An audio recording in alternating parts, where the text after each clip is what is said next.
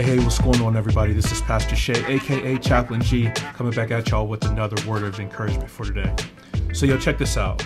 Just as I'm looking at all this stuff that's going on around us, right? We got all this stuff happening with the House of Representatives. We've got all this stuff happening with the president, with the ex-president, with congressmen and senators and military leaders, and like all this stuff is going on, man. And what I've been sitting back and noticing and watching, I feel like more and more, and not just politics, it's even in morality, even some of the moral patterns that we're starting to display as a country. Things are just out of hand. Things are just like they're popping off left to right, and it's all just got this immoral tint to it. Like, I sit back and I watch things, and I'm like, does anybody have common sense anymore? Like, it used to be that we would protect children. Now we got moms having to go to school board meetings because of certain books they're finding in the library, or we got all these people that are like, it's wrong to steal and to loot and stuff like that over here, but then they praise people that are doing it on this side. Like, we're all kind of backwards right now, man. And there's a ton I could say about that. I'm sure, like, as I look at the world, there's a lot the Bible would have to say about it. And so I'm going to probably be talking about it a lot, because one of the things that God really looks at when he looks at people, he looks at the intent and character of their hearts. In other words, what's your morality look like? What's your decision-making ability look like? How are you doing treating other people? Do you do what's right, or are you just out for yourself, or like what is going on with you internally? And so the verse that I wanted to put today really addresses not just like morality and right and wrong at an individual level, but it looks at it at a national level. You see, God is a God who, when he looks at his people, yes, he looks at them individually, he also looks at them as a nation.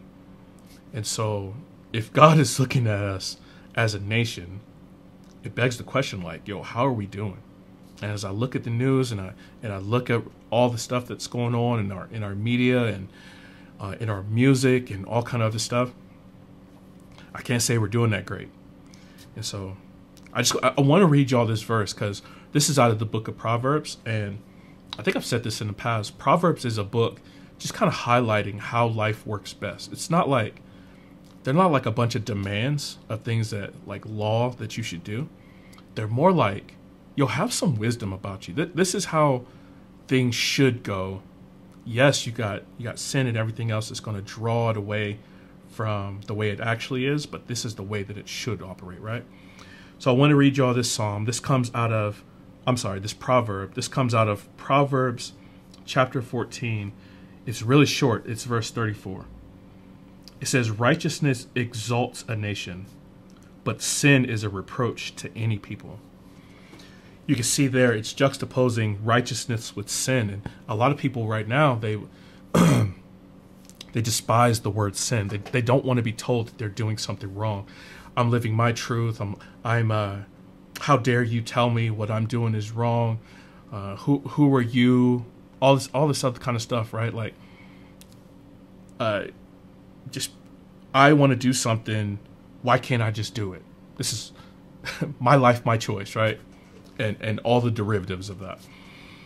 But this says, like, righteousness actually exalts a nation. So it goes from, like, at an individual level, when people are concerned about righteousness, it lifts a nation up.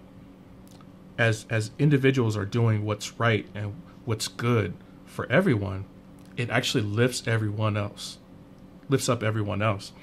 It says, but sin is a reproach.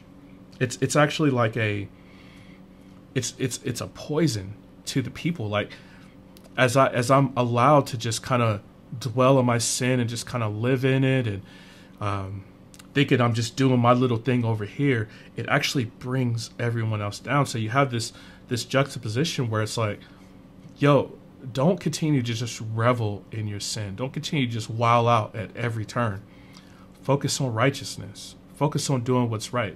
Stop trying to hide your little joint over here. Stop trying to push your major sins onto other people. It's bringing everyone else down. Live in a right way. Seek righteousness. Seek the face of God.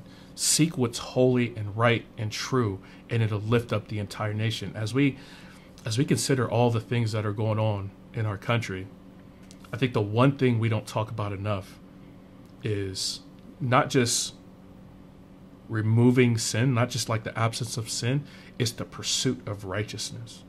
And so that's my challenge for you. That's my encouragement for you. You'll pursue righteousness. Whatever your 2023 looks like, whatever your New Year's resolutions might have included, don't just end it at going to the gym. Pursue what's right. Pursue righteousness. Pursue the face of God. And that won't just lift you up. It'll lift up the entire nation as well. So that's my word of encouragement for you, man. Hopefully it's an encouraging one to you. Please make sure to like, share, subscribe, all that jazz. Join us free, y'all, but it means a lot over here. I love y'all. I'm praying for y'all. Please hit me up in the email if you need me. And yo, until next time, grace and peace.